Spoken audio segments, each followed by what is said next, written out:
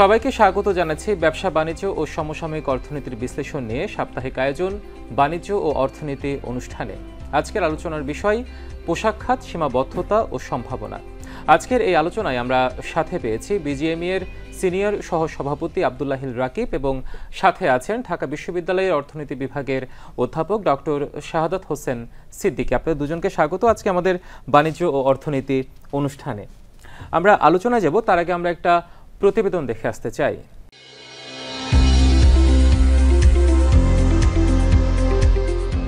দেশের রপ্তানি আয়ের সবচেয়ে বড় উৎস পোশাক খাত। সহজলভ্য শ্রম, অনুকূল পরিবেশ, কারিগরি ও শ্রমদক্ষতার কারণে এই খাতে চীনের পরই বিশ্ববাজারে আধিপত্য বাংলাদেশের। রপ্তানি উন্নয়ন ব্যুরোর তথ্য অনুযায়ী গত বছর বাংলাদেশের পোশাক রপ্তানির পরিমাণ ছিল $4,739 কোটি। তবে ডব্লিউটিওর প্রতিবেদন অনুযায়ী গত বছর বাংলাদেশ $3,800 কোটি বা $38 বিলিয়ন তৈরি পোশাক রপ্তানি করেছে। এ সময় বিশ্বের তৈরি পোশাকের বাজারে বাংলাদেশের হিস্সা ছিল 7.38%। বাংলাদেশের রপ্তানি আয় অর্জনের অন্যতম খাত তৈরি পোশাক শিল্পের একক বৃহত্তম রপ্তানির গন্তব্য হচ্ছে মার্কিন যুক্তরাষ্ট্র। তবে সাম্প্রতিক সময়ে সেখানে রপ্তানিতে প্রতিযোগীদের থেকে পিছিয়ে পড়ছে বাংলাদেশ। বিশ্লেষকদের মতে এর অন্যতম কারণ ডলারের তারতম্য, জ্বালানির মূল্য বৃদ্ধি ও শ্রমিক অসন্তোষ। এসব কারণে যেখানে রপ্তানি আয় বৃদ্ধি হওয়ার কথা, সেখানে যুক্তরাষ্ট্রে তৈরি পোশাক রপ্তানির পরিমাণ ক্রমাগত কমছে। ইউএস ডিপার্টমেন্ট অফ কমার্সের office of textiles and apparels OTEXA তথ্য অনুসারে চলতি বছরের জানুয়ারি থেকে আগস্ট মাসে যুক্তরাষ্ট্রের সামগ্রিক পোশাক আমদানিতে 4% নেতিবাচক প্রবৃদ্ধি হয়েছে। এর মধ্যে বাংলাদেশের রপ্তানি 9.17% হ্রাস পেয়েছে। আয় হয়েছে যা আগের বছর একই সময়ে ছিল $5.18 বিলিয়ন। এছাড়া সাম্প্রতিক সময়ে শ্রমিক অসন্তোষের জেরে বিভিন্ন কারখানায় উৎপাদন বন্ধ থাকায় বাতিল হয়েছে বিভিন্ন দেশের কার্যাদেশ। বিজিএমইএ এর তথ্য মতে এর ফলে ক্ষতির পরিমাণ টাকার অঙ্কে প্রায় $400 মিলিয়ন। তবে অন্তর্বর্তী সরকারের দৃঢ় প্রচেষ্টায় স্থিতিশীলতার পথে পোশাক খাত বাড়ানো হয়েছে মজুরি। এছাড়া বিজিএমইএ বোর্ডের ঐকান্তিক প্রচেষ্টায় সরকারের নির্দেশনায় পোশাক কারখানাগুলোর নিরাপত্তায় সেনাবাহিনীর নেতৃত্বে যৌথ বাহিনী গঠন হয়েছে এবং যৌথ বাহিনী গার্মেন্টস অধ্যুষিত অঞ্চলগুলোর নিরাপত্তা নিশ্চিতে নিয়মিতভাবে টহল পরিচালনা করছে। বিজিএমইএ সেনাবাহিনীর সহযোগিতায় কমিউনিটি পুলিশিং চালু করেছে। এমন নানামুখী কার্যকরী পদক্ষেপের ফলে বিশ্ববাজারে নিজেদের বাজার ধরে রাখবে দেশের পোশাক খাত, সেই সাথে বাড়বে দেশের রপ্তানি আয়, এমনটাই মনে করছেন অর্থনীতি বিশ্লেষকরা।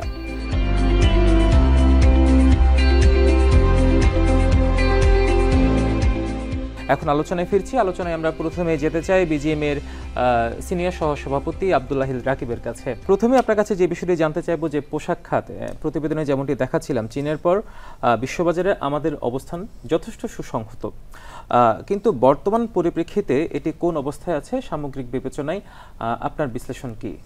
সম্ভাবনা অবশ্যই অনেক, বিকজ আপনি যদি এখনকার এক্স্যাক্ট আজকের জিওপলিটিক্যাল অ্যালাইনমেন্টটা দেখেন, যে ট্রাম্প সরকার আসার সাথে সাথে কিন্তু একটা জিনিস অ্যাক্টিভেট হয়ে যাবে যে চায়নার উপর একটা প্রেশার সে দিবেই।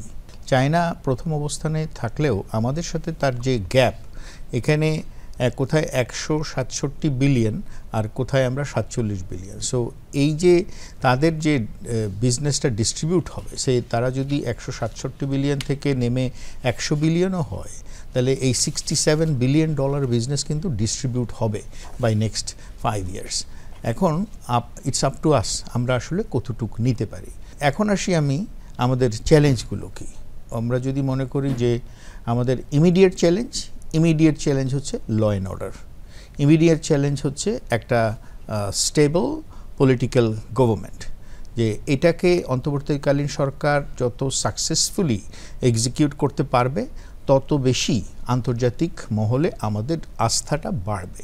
একটা জিনিস আপনাকে মাথায় নিতে হবে যে যারা লার্জ রিটেইলার বা ব্র্যান্ড, এরা কিন্তু সবসময় পোর্টফোলিও ও সোর্সিং স্ট্র্যাটেজিতে বিশ্বাস করে। সো ওরা আমাদের এখানে যে কম্পিটিটিভ ইকোসিস্টেম ক্রিয়েট হয়েছে, এটা আমি আজকে আমাদের লিড ইনিশিয়েটিভ যে আমরা গ্রিন ফ্যাক্টরি প্ল্যাটফর্মে বাংলাদেশ বিশ্বের বুকে একটা গর্ব করার মতো অবস্থানে আছে যে পৃথিবীর সেরা 10টা ফ্যাক্টরির 8টাই বাংলাদেশে। সো এই যে resilient attitude of the private sector on আরএমজির ইনভেস্টরদের, এটা কিন্তু একটা সম্ভাবনার দ্বার উন্মুক্ত করেছে।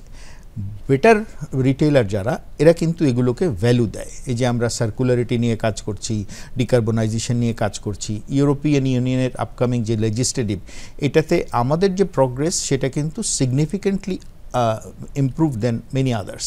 সো এটা আমাদেরকে একটা ভালো অবস্থানে নিয়ে যায়। বাট আমাদের ক্রাইসিস হচ্ছে পাওয়ারের যে সিকিউরিটি, যে আমরা যখন একটা ইনভেস্টমেন্ট করি, আপনি 5 বছর বা 10 বছরের আরওআই আপনি সিকিউর করেন, বাট আপনি দেখেন গত 5 বছরে যদি আমরা পাওয়ারের প্রাইসিং দেখি, 286 ভাগ পাওয়ার বাড়ানো হলো, কস্ট বাড়ানো হলো, তখন বলা হলো কি নিরবিচ্ছিন্ন বিদ্যুৎ আপনারা পাবেন। বাট বিদ্যুৎ কোথায়? আজকে আপনি যান আমাদের প্রতিটা ফ্যাক্টরিতে গ্যাস, এটা এবার ডাইং প্ল্যান্ট হোক, ওয়াশিং প্ল্যান্ট হোক, টেক্সটাইল হোক, বন্ধ। কী ব্যাপার? সকালবেলা গ্যাসের প্রেশার নাই। পাওয়ার কস্ট বেড়েছে, লেবার কস্ট 56 ভাগ বেড়েছে। আপনার আজকে আমি যদি আমাদের কস্ট অফ ফান্ড, আপনার ব্যাংকের যে এটা যেখানে 8-9% ছিল, এটা জাম্প করে 13-14% এসছে। On top of that Bangladesh bank যে সার্কুলার দিয়েছে যে কোনো ফ্যাক্টরি 3 মাসের বেশি যদি তার ওভারডিউ থাকে তাহলে তার সার্ভিস ডিসরাপ্ট হবে। তাহলে এই ফ্যাক্টরি যে কিনা স্ট্রাগল করছে, টোটাল গত 5 বছরে উৎপাদন খরচ আমাদের দুটা বেসিক ম্যাটেরিয়াল যে কোনো ম্যানুফ্যাকচারিং প্রসেসের, একটা হচ্ছে কস্ট অফ পিপল, একটা হচ্ছে কস্ট অফ পাওয়ার। এই দুটাতেই আপনার যে অ্যাবনক্সাস প্রাইসিং হয়েছে, তাতে করে আমাদের যে এফোর্ডেবিলিটি সেটাকে at the back of the wall. On top of that international মার্কেটে কাস্টমারদের যে এফোর্ডেবিলিটি বেড়েছে, সেটা যে তারা বাড়িয়ে দেবে তাও কিন্তু হচ্ছে না। বিকজ কাস্টমাররা যে সেই ধরেন ইউক্রেন রাশিয়া ওয়ার বলেন, গ্লোবাল যে সিচুয়েশন, তাতে করে পারচেস ক্যাপাসিটি মানুষের অত বাড়েনি, কিংবা কিছু কিছু ক্ষেত্রে কমেছে। তো সেক্ষেত্রে আন্তর্জাতিক বাজার মূল্য কিন্তু কমেছে। তো কাস্টমাররা কিন্তু আমাকে বাড়িয়ে দিতে পারছে না, আমরা তো কাস্টমারদের অবস্থাও দেখছি। তো সেক্ষেত্রে আমাদেরকে যদি সামগ্রিক অক্ষে এই যে আমরা যদি মনে করি 40 লক্ষ বা 44 লক্ষ ফ্যামিলিকে আমরা এখান থেকে কর্মসংস্থান হয়, আরও 40 লক্ষ হবে। আমরা যদি ইকোনমিতে মানি সার্কুলেশন বাড়াতে চাই, আমরা যদি মনে করি যে এক্সপোর্টের রিজার্ভ বাড়াতে চাই, তাহলে এই যে ট্রানজিশনাল পিরিয়ড, এখানে পাওয়ার সিকিউরিটি দিতে হবে, এবং পিপল সিকিউরিটি দিতে গিয়ে প্রোডাক্টিভিটি ভার্সেস ওয়েজের যে কার্ভ, সেটাকে যদি এফোর্ডেবল রেঞ্জে রাখা যায়, তখনই আপনি একটা ম্যাপিং করতে পারবেন। ডক্টর সাদ হোসেন সিদ্দিকী, আব্দুল হালিল রাকিব বেশ কিছু পয়েন্ট তুলে ধরেছেন। জিওপলিটিক্যাল কথা বললো, ল অ্যান্ড অর্ডারের কথা বললো, লেবার সিকিউরিটির কথা বললো, পাওয়ার কস্টের কথা বললো। এই চ্যালেঞ্জগুলোর আরোগ্য একজন অর্থনীতিবিদ হিসেবে আপনার বিশ্লেষণ আমরা জানতে চাই। এটার যেরকম সুবিধার কথা আছে, অসুবিধার কথা আছে। আমরা সুবিধা হচ্ছে আমরা কম্পারেটিভ অ্যাডভান্টেজ এখানে বেশি, দ্যাটস ওয়াই এটার স্পেশালাইজেশন হয়েছে, এই ইন্ডাস্ট্রি গড়ে উঠেছে। হয়তো রিলেটিভলি অন্য ইন্ডাস্ট্রি গড়ে উঠে নাই, ডাইভার্সিফিকেশন হয় নাই। কিন্তু বিষয়টা হচ্ছে গুরুত্বের বিবেচনায় বোঝা যায় যে এক্সপোর্ট থেকে যা টাকা আসে তার 1 টাকার 86 পয়সায় আমার আসে আরএমজি থেকে। অতএব এর গুরুত্ব অপরিসীম। এখন এই জায়গাটায় যদি কোনো ধরনের চ্যালেঞ্জ দেখা দেয়, তাহলে বোঝা যাবে যে আমাদের যে ফরেন কারেন্সির রিজার্ভ, সেই জায়গায় একটা বড় আঘাত আসবে।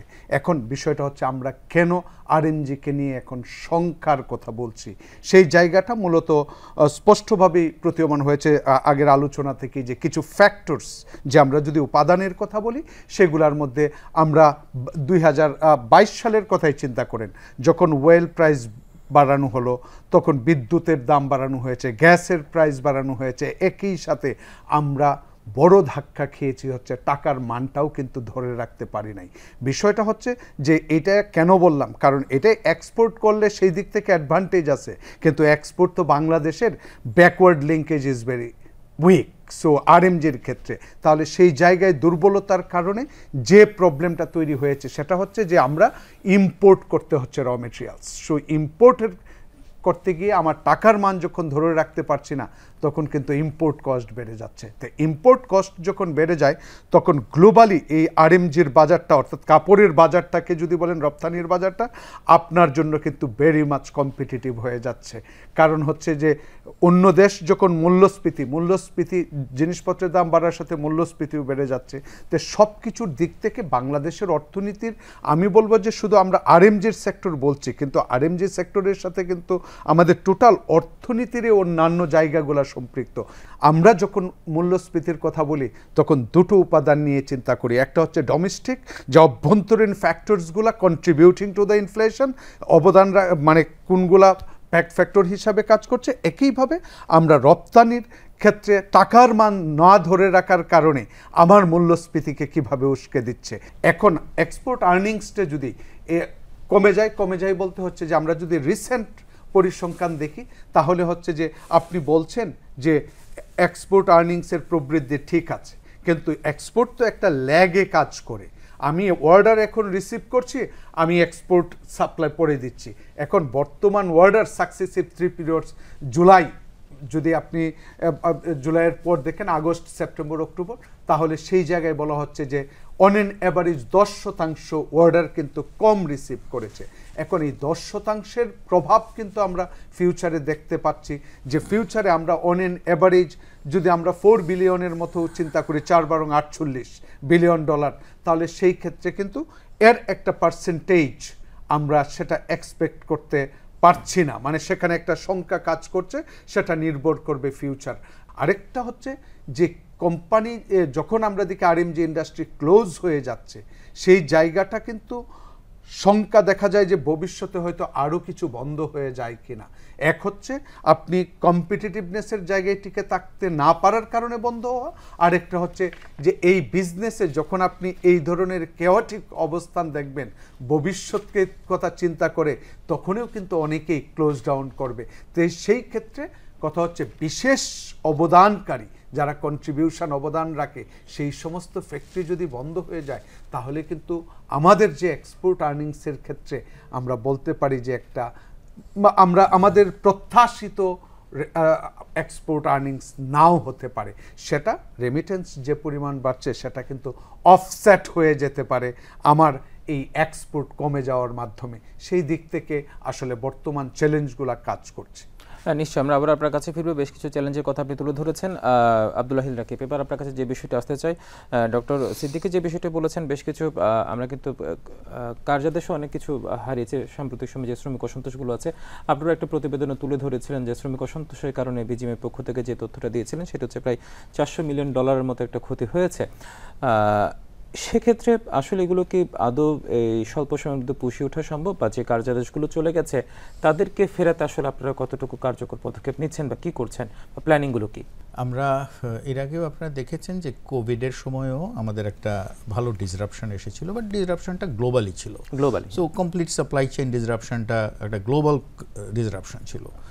বাট আমরা একটা খুব ভালো কাজ করেছিলাম, যে একটা রেজিলিয়েন্ট অ্যাটিটিউড ছিল আরএমজি ওনাদের মধ্যে, যে না আমরা ফ্যাক্টরি চালাবো, আমরা সরকারের সাথে নেগোশিয়েট করেই আমরা ফ্যাক্টরিটা আবার কুইক পসিবল টাইমের মধ্যে WHO সমস্ত নর্ম ফলো করেই আমরা আবার স্টার্ট করেছিলাম। And we had a tremendous support from our customer range, এবং কাস্টমারদের মধ্যে আমাদের সম্পর্কে একটা কনফিডেন্স ছিল, এবং ওই কনফিডেন্সটা কিন্তু এখনও আছে। আমার আপনার গোল হচ্ছে ওই কাজগুলো করা যাতে কাস্টমারের কনফিডেন্স লেভেল কোনোভাবে না কমে যায়। একটা জিনিস বুঝবেন যে দেয়ার আর টলারেন্স লেভেল, যে কাস্টমার আমরা যেই 40 বছরে যে কনফিডেন্স আমরা অর্জন করেছি, এটা 3 মাসে হঠাৎ করেই চলে যাবে না। They will wait, they will also bleed, they will also sacrifice, এবং রিলেশনশিপের কারণে হোক, আর যে ক্যাপাসিটি আমাদের কাছে সে বিল্ড করেছে, এই ক্যাপাসিটি হঠাৎ করেই সে অন্য জায়গায় ক্রিয়েট করতে পারবে না। আমাদের পার্শ্ববর্তী দেশরা অনেক রকমের প্রোপাগান্ডা ছড়াচ্ছে, অনেক কিছু বলছে, বাট আমি আপনাকে এতটুকু কনফিডেন্সের সাথে বলতে পারি, আমাদের কাস্টমার আমাদের উপরে যে কনফিডেন্স আছে, ইটস নট দ্যাট ইজি যে আপনি একটা ওই ডিজিটাল প্রোপাগান্ডা করে এটাকে মুভ করে নেবেন। বাট শক্তভাবে আমাদেরকে যে পজিশনে কাজ করতে হবে, যে এই যে লেবারের আনরেস্টটা, যে এটা কেন হলো, এটা হোয়াট ওয়েন্ট রং, এইটাকে ইমিডিয়েট অ্যাড্রেস করা, বিকজ আমাদের কাস্টমাররা কিন্তু শুধুমাত্র যে ডিজিটাল বা অনলাইন নিউজ থেকে শুনে চলে তা না, তাদের কিন্তু হ্যান্ডস অন পিপল এখানে রয়ে গেছে, যারা কিনা স্টাডি না, তাদের হ্যান্ডস অন পিপল আছে অন দ্য গ্রাউন্ড, যারা কিনা ডেইলি সেটার ডেটাবেস দিচ্ছে, production, productivity, compliance, environmental index, সব কিছু মিলায় তারা কিন্তু একটা ড্যাশবোর্ড, তাদের কিন্তু ডেইলি উইকলি ড্যাশবোর্ড তাদের ইউরোপিয়ান কাস্টমার বা আমেরিকান কাস্টমাররা কিন্তু প্রতিদিন রাতের বেলা পাঠায়, দিনের বেলা ওরা পেয়ে যায়। সো ট্রান্সপারেন্সির কারণে হোক আর ডেটা শেয়ারিংয়ের কারণে হোক, কনফিডেন্স লেভেলটা কিন্তু এখনও আছে। বাট আমাদের যেটা প্রবলেম এখন সেটা হচ্ছে যে ইন্টারনাল ব্লিডিং যেটা আমাদের ম্যানুফ্যাকচারারদের হচ্ছে, due to the cost of operation, due to the lack of efficiency in different corners, we have to integrate that. এবং যেই অপরচুনিটিটা এখন ক্রিয়েট হচ্ছে, আমি যেটা একটু আগে বললাম যে প্রোডাক্ট বাস্কেট ডাইভার্সিফাই করারও এখন একটা অপরচুনিটি, বিকজ চায়না থেকে যে প্রোডাক্টগুলো আসবে এরা হচ্ছে সবই হায়ার এসএমবি গার্মেন্টস, সবই টেকনিক্যাল প্রোডাক্ট। এখন এই যে টেকনোলজি ট্রান্সফারের যে স্কোপ, প্রচুর চাইনিজ কোম্পানি এখন আসছে to have technology transfer agreement, তারা এখানে প্রোডাকশানটা আমাদের স্পেস বাড়াতে বলছে, আমরা কাস্টমাররা বলছে তুমি এটা যদি করতে পারো আমি চায়না থেকে সেটা নিয়ে আসবো, তাহলে আমরা আসলে কতটুকু নিতে পারবো। এখন আমাদের cost of operation, cost of production, এটাকে যদি সিঙ্ক একটা কনস্ট্রাক্টেড আলোচনা আমাদের সমস্ত স্টেক হোল্ডাররা মিলে মনে করেন যে এই ইন্ডাস্ট্রি থেকে আমরা 105 বছর বা 8 বছরের মধ্যে $100 বিলিয়ন এক্সপোর্টে আমরা যাব, সেক্ষেত্রে তাদেরকে পলিসি সাপোর্ট, ফিসক্যাল সাপোর্ট এবং সবচেয়ে ইম্পর্ট্যান্ট হলো যে প্রয়োজনীয়, একটু আগে যেটা বললেন যে $400 মিলিয়ন যে ক্ষতি হয়েছে, আপনি আশুলিয়া বেল্টের সব ফ্যাক্টরি যে খুব স্ট্রং তা কিন্তু না, এখানে ছোট মাঝারি অনেক ফ্যাক্টরি আছে যারা, তাদের তো কোনো দোষ নাই। আপনি মনে করেন এক একটা ফ্যাক্টরির কম করে হলেও 1.5 কোটি, 2 কোটি, 3 কোটি টাকা বেতন হয়, সে যদি 1000 থেকে 2000 ওয়ার্কারের একটা ফ্যাক্টরি হয়, তো সেক্ষেত্রে ওই লোকটার তো 2 কোটি টাকা সারা বছর হয়তো সে প্রফিটও করে না। আমাদের মাঝারি এবং ছোট ফ্যাক্টরিগুলোর জন্য আমরা যে কোনো জায়গায় দেখেছি যে এদেরকে আলাদাভাবে আপনি যদি এসএমই ফাউন্ডেশন বলি বা এসএমই স্পেশালাইজড পলিসি বলি, এটা যদি আমরা এখন না দেই, তাহলে এরা যদি উঠে না দাঁড়ায়, আপনি বিন্দু থেকে সিন্ধু হয়, আজকে যে 20 লাইনের ফ্যাক্টরি সে কালকে 200 লাইনের ফ্যাক্টরি হবে, তাহলে এই স্বপ্নযাত্রায় ওদেরকে আপনার সাপোর্ট করতে হবে। আজকে দেশ যদি মনে করে এই ইন্ডাস্ট্রি পার্টনারের কাছ থেকে সে আরও 40 লক্ষ এমপ্লয় জেনারেট করবে, যারা ধরেন এরকম 500 থেকে 700 ফ্যাক্টরি আছে যারা মিডল সাইজের, যাদেরকে আপনি এখন কিছুটা হলেও ইনকিউবিক সাপোর্ট দিতে হবে, আপনাকে পলিসি দিয়ে হোক, ফ্যাসিলিটি দিয়ে হোক, এক্সামশন দিয়ে হোক, তাকে একটা সাপোর্টের আয়তায় নেন।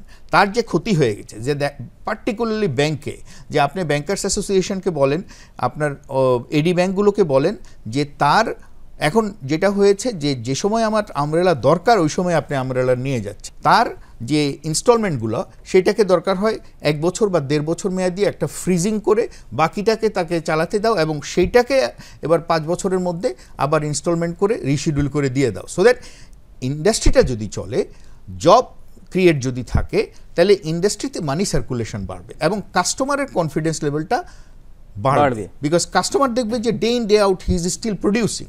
এবং কাস্টমার যেভাবে 2025কে নিয়ে পরিকল্পনা করছে, চায়না থেকে যদি একটা সিগনিফিক্যান্ট বিজনেস শিফট হয়, সেটার ম্যাক্সিমাম বেনিফিশিয়ারি কিন্তু আমরা হব যদি আমরা আমাদের প্রোডাক্টিভিটি, আমাদের ক্যাপাসিটি, আমাদের কনফিডেন্স এবং আমাদের সিকিউরিটি এগুলোকে মেনটেন করতে পারি।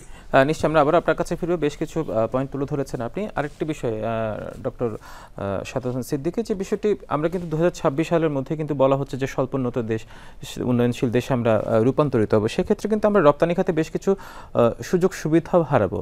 এটি আমাদের অর্থনীতিতে কতটুকু প্রভাব ফেলবে, আদৌ আমরা অতটা প্রস্তুত আছি কিনা? আপনি যদি চিন্তা করেন গ্লোবাল মার্কেটে Bangladesh is the leader, made in Bangladesh is the brand. বিষয়টা হচ্ছে বাংলাদেশকে কিন্তু আরএমজির ক্ষেত্রে যেটা সত্য সেটা হচ্ছে হারানো খুব কঠিন, কারণ এলইডির কথা বলছে যে পরিবেশ বান্ধব, এবং বাংলাদেশ যে ব্র্যান্ডিং এই ক্ষেত্রে যে আমাদের যে সকল প্রোডাক্ট তৈরি হচ্ছে সেই ক্ষেত্রে পরিবেশকে যেভাবে প্রাধান্য দিয়ে গ্লোবালে লিডারশিপের জায়গাটা নিয়েছে, সেই জায়গাটা কিন্তু বাংলাদেশের একটা অ্যাডভান্টেজ। যে কারণে আপনি ব্র্যান্ডিং বলেন, পৃথিবীর যে গ্লোবাল ব্র্যান্ড তাদেরও কিন্তু অ্যাট্রাকশন হচ্ছে বাংলাদেশ।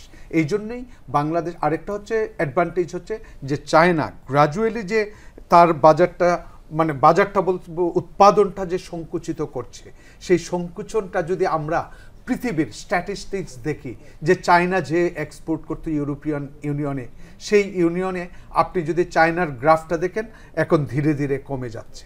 ঠিক একইভাবে যদি বাংলাদেশের সাথে মিলান, ঠিক চায়নার যে প্রপোর্শনটা কমে যাচ্ছিল বাংলাদেশেরটা বেড়ে যাচ্ছে, অর্থাৎ চায়নার সেই অংশটার মেজর পোর্শন বাংলাদেশ কিন্তু দখল করছে। এখন যেটা হচ্ছে যে সামনের 5 বছরেও চায়না যে সংকুচন করবে সেই বাজারটাও কিন্তু বাংলাদেশের জন্য একটা দিক। এখন হচ্ছে যে আমাদের যে জায়গাটায় গুরুত্ব দিতে হবে যে এই পরিবেশটা, প্রতিবেশটা এবং যে বিশৃঙ্খলাগুলো তৈরি হয় সেগুলাকে আসলে নিয়ে ভেবে চিনতে রাষ্ট্র আসলে এইটাকে গুরুত্বের সাথে বিবেচনা করে কিভাবে আমরা সেই চায়নার অংশটা বাংলাদেশে আনতে পারি। যে চায়না ডাইভার্সিফাইড প্রোডাক্ট করে, সেই ডাইভার্সিফাইড বৈচিত্র্যায়ন যদি আমার ক্ষেত্রে করতে হয় তাহলে যে এক্সিস্টিং ফ্যাক্টরি আছে তার ভিতরেও কিন্তু অনেক চেঞ্জ আনতে হবে। আমরা লোয়ার এন্ডেড ভ্যালুড নেসেসারি প্রয়োজনীয় জিনিস বেশি উৎপাদন করি, কিন্তু যদি লাক্সারি বিলাসজাত পণ্যের দিকে যাই তাহলে কিন্তু আপনাকে সেই টেকনিক্যাল, তার মানে হচ্ছে মানুষের চেয়ে আমরা বলবো যে শ্রমনিবিড় যে পদ্ধতির কথা বলি, সেই শ্রমনিবিড় পদ্ধতি থেকে কিন্তু কারিগরিজনিত পদ্ধতি যে টেকনোলজি ইন্টেন্সিভ সেই জায়গাটাই কিন্তু চলে যাবে। অতএব সেই ক্ষেত্রে আমাদের কিন্তু বিনিয়োগের একটা এফডিআই হোক আর জয়েন্ট ভেঞ্চার হোক, সেটা কিন্তু বড় ধরনের বিনিয়োগের উপর নির্ভর করবে যে আমার আরএমজি।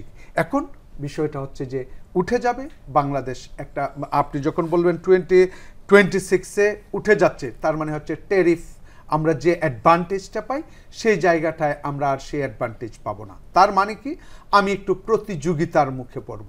তো প্রতিযোগিতার কথা হচ্ছে বাংলাদেশ তো কম্পিটিটিভ এবং রিলেটিভ অ্যাডভান্টেজেও আছে ইন এ সেন্স যে আমাদের যদি লেবারের কথা বলি সেই জায়গা থেকেও কিন্তু still we are in advantage position.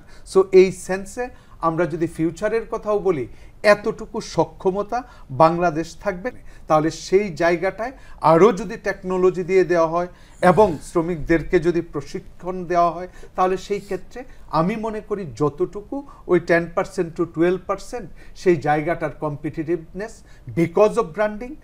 নিশ্চয়ই ডক্টর সিদ্দিকী বেশ কিছু বিষয় তুলে ধরলেন। আব্দুল্লাহিল রাকিব, আপনার কাছে এবার যে বিষয়টি জানতে চাচ্ছি, আমরা যেটা বলছি যে স্বল্পোন্নত দেশ থেকে উন্নয়নশীল দেশে রূপান্তর হওয়া, সেক্ষেত্রে কিন্তু ডক্টর সিদ্দিকী বেশ কিছু বিষয়ে বেশ কিছু চ্যালেঞ্জ তুলে ধরলো এবং আশার কথাও শোনালো। সেক্ষেত্রে আপনাদের স্পেসিফিকভাবে যদি বলতে চাই পোশাক খাত আসলে কতটা তৈরি সেই বিষয়টা চ্যালেঞ্জটা গ্রহণ করার জন্য? আমাদের জিএসপি প্লাসের যে ডাবল স্টেজ কোয়ালিফিকেশনের জন্য ব্যাকওয়ার্ড লিঙ্কেজের যে সেই ব্যাকআপ কিন্তু আমরা এখনও রেডি করতে পারিনি, এবং ওই ব্যাকআপের জন্য যে পাওয়ার সিকিউরিটি, যে একটা ইনভেস্টর এসে যে চাইনিজ ইনভেস্টররা, আমরা একটু আগে শুনলাম যে চাইনিজ ম্যানুফ্যাকচারাররা হয়তোবা তাদের অন্য অন্য ডাইভার্সিফাইড ইন্ডাস্ট্রিতে ওয়ার্কারগুলোকে শিফট করে এই ইন্ডাস্ট্রিটা হয়তো তাদের শ্রিঙ্ক করে যেতে হবে, তাদের কস্ট অফ লিভিং বা তাদের জীবনযাত্রার সাথে সেই ইন্ডাস্ট্রিটা তখন আর সামঞ্জস্যপূর্ণ এফোর্ড করতে পারবে না। তাহলে এই ইন্ডাস্ট্রিটা যখন আমাদের এখানে মুভ করবে, এটার যে টেকনোলজি এটা যখন ট্রান্সফার করব, এরা যারা ট্রান্সফার করতে আসবে বা আমরা যারা ইনভেস্ট করতে চাবো, আমাদের আরওআই সিকিউরিটি যদি আপনি না দেন তাহলে আপনি কোন আশায় আপনার লায়াবিলিটি বাড়ানোর জন্য কি আপনি ইন্ডাস্ট্রি করবেন? না। আপনি কি পকেট থেকে পয়সা খরচ করে এমপ্লয়মেন্ট বাড়াবেন? না। আপনাকে তো একটা লিভ অ্যান্ড লেট লিভ সিচুয়েশনে যেতে হবে। সো এটা এবার ডোমেস্টিক পার্টনার বলি আর এফডিআই বলি, আপনি এফডিআইকে যদি আপনি এনকারেজ করতে চান সেক্ষেত্রে অনেক কাজ করতে হবে। সো আমি যেটা মনে করি যে এখন যে ব্লকারগুলো আছে আমাদের এনবিআরের যে চেঞ্জ ম্যানেজমেন্ট বা আমাদের ইকোসিস্টেমের যে করাপশান ইন্ডেক্সের যে রিভিউ, এগুলো যদি না হয়, অ্যাট লার্জ এলডিসি গ্র্যাজুয়েশনকে আমি ত্বরান্বিত করে কিন্তু কোনো লাভ নেই, বরং এটাকে কিছুটা বিলম্বিত করে একটা কারেক্টিভ অ্যাকশন প্ল্যান করে প্রত্যেকটা সেকশনের যে রিফরমেশন দরকার সেটা করে আমাদের গোলগুলোকে রিটার্গেট করে আমরা তখন গ্লোবালি আমাদের পজিশনটাকে স্ট্যাবলিশ করতে পারবো। একই সাথে it will B A win win situation for industry and government. নিশ্চয়ই ডক্টর সিদ্দিকী, আব্দুল হাদী রাকিব বেশ কিছু বিষয় তুললেন যে ব্যাকওয়ার্ড লিঙ্কেজ যেগুলো আছে সেগুলোকে আসলে সুসংহত করে। এক্ষেত্রে আপনার মন্তব্যটা কি হতে পারে? না, সেটা তো স্পষ্টই যে বাংলাদেশ 40 বছর ধরেন 80 দশকের ইন্ডাস্ট্রি এখন পর্যন্ত ব্যাকওয়ার্ড লিঙ্কেজ সেইভাবে আমরা তুলে ধরতে পারি না। যেটা হচ্ছে যে আমরা এলডিসি গ্র্যাজুয়েশন এই সমস্ত জায়গায় আমরা যে উপযোগী না, যে কথাটা হচ্ছে যে ডেফার করার কথা বলা হচ্ছে, সেটা কিন্তু অনেক ক্ষেত্রেই, যেমন আপনার কথা হচ্ছে পার ক্যাপিটা ইনকাম, এখন যদি বলা হয় জিডিপির ডাটা আসলে যেভাবে উপস্থাপন করা হয়েছে সেটা আসলে ওইভাবে প্রবৃদ্ধি দেখানো হয়েছে তা না, তাহলে পার ক্যাপিটা ইনকাম দিয়ে এটা একটা সূচক যেটা ব্যবহার করা হয়েছে, অতএব সেই সূচকে তো আপনি আসলে ওইটা অ্যাচিভ করেন নাই। ইভেন বাংলাদেশের এখন বর্তমান যে অবস্থা, মূল্যস্ফীতি গত 2 থেকে 2.5 বছর ধরে 10% মধ্যে, মানুষের গড় অন এন অ্যাভারেজ মজুরি বাড়ে 6%। অতএব আপনার যে রিয়েল টার্মসে ইনকাম, রিয়েল ইনকাম, সেটা দিন দিন কি হচ্ছে, পড়ে যাচ্ছে। অতএব পভার্টি থেকে, দরিদ্র থেকে যে উত্তরণ, সেই উত্তরণটা তো আর সেইভাবে হচ্ছে না।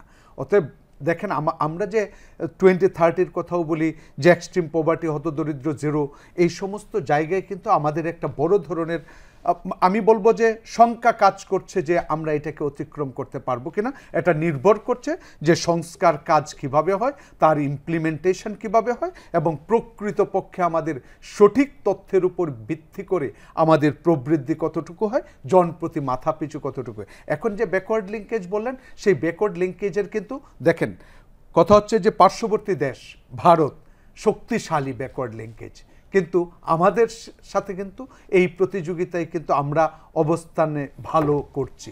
এখন তাদের সরকার আবার এইটাকে বাংলাদেশের একটা কম্পিটিটিভের জায়গায় এবং চায়নার যে সংকোচনটা সেটা যেন তারা নিতে পারে, তার জন্য গভর্নমেন্ট বিভিন্ন ধরনের ইনসেন্টিভ দিয়ে তারা কিন্তু সেই ইন্ডাস্ট্রিটাকে দাঁড়ান করার চেষ্টা করছে। অর্থাৎ বাংলাদেশে যখন এই আরএমজি সেক্টর থেকে বিভিন্ন ধরনের সুবিধাগুলা ধীরে ধীরে উঠানো শুরু করেছে, ইন্ডিয়ার সরকার কিন্তু তখন সেগুলা দেয়া শুরু করেছে। সেই ক্ষেত্রে হচ্ছে তারা যদি সেই প্রতিযোগিতার জায়গায় একটা অ্যাডভান্টেজ পায়, তাহলে কিন্তু বাংলাদেশের, যেমন আমি বিগত কয়েক মাসের তথ্যের ভিত্তিতেই যদি বলেন, বাংলাদেশের অর্ডার যেখানে অন এন এভারেজ 10% কমেছে, ইন্ডিয়া এবং পাকিস্তানেও ইভেন অর্ডার কিন্তু বেড়েছে। অতএব সেই জায়গাগুলো কিন্তু বিবেচনায় নিতে হবে। বিষয়টা হচ্ছে যে বাংলাদেশ হয়তো প্রবৃদ্ধি ফোরকাস্ট করা হচ্ছে যে 5% মতো, যে 24 সালে হয়েছে 5, কিন্তু সেটা তো 10 থেকে 12% হতো।